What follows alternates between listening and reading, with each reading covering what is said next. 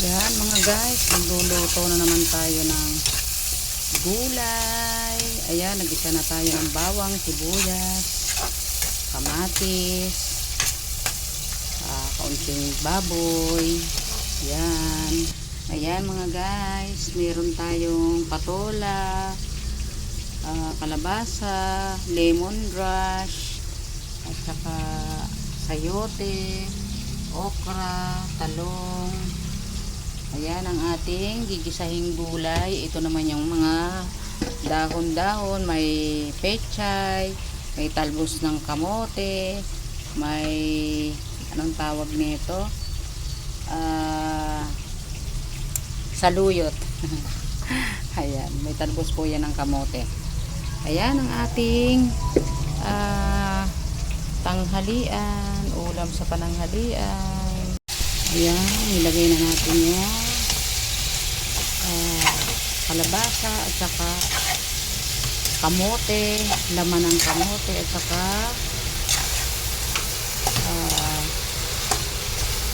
sayote, isang peraso po.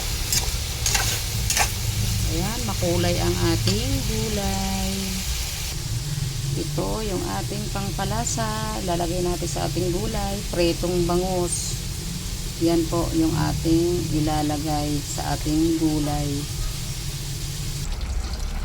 Ayan mga kababayan, ilalagay na natin yung ating pritong isda. Ayan yung ating pangpalasa, nilagyan din natin ng lemongrass para pampabango.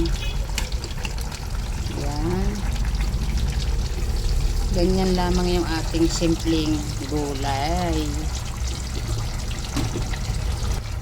Ayan, ilagay na natin yung ating patola.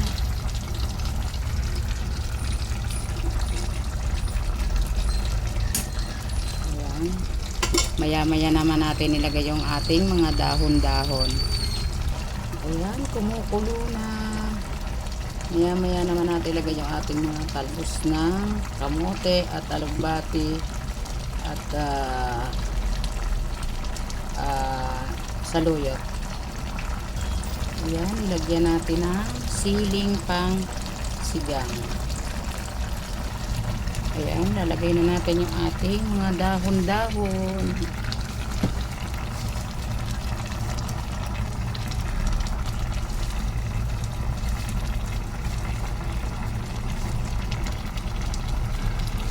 Masustansyang gulay.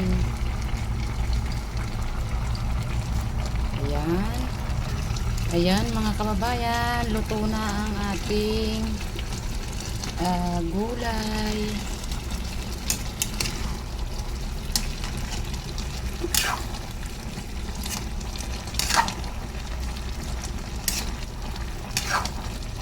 Ayan.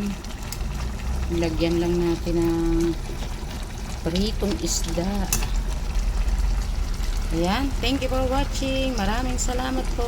Bye bye. Ingat po kayong lahat saan man kayo naroon, sulok ng mundo. Maraming salamat. Thank you for watching. Kapag masipag ka, matyaga ka, marami kang lulutuin. Thank you po.